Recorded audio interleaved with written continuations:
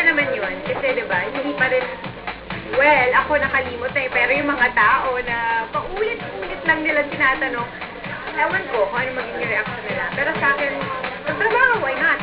Ito ang pahayag ng hot mom Jeneline Mercado nang tanungin namin kung handa na nga ba siyang makasama muli sa trabaho ang ex na si Patrick Garcia.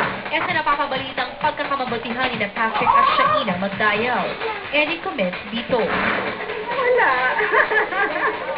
Wala. Okay. Pero Jen, wala na nga ba talagang pag-asa romantically kayo ni Mark Hera?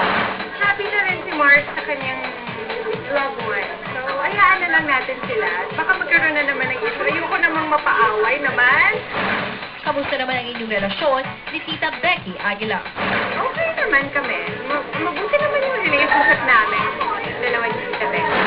Jen, may posibilidad nga bang lumipat ka rin sa ABS-CBN? No. Sana kung 1 year na, di ba? Pagkatapos pala ng kontrata ko, lumipat na ako. Pero, sabi yung loyalty ko pa rin, nasa GMA. Kasi malaki pa rin ang utang na loob ko sa kanila. Sa ating unang roulette for Star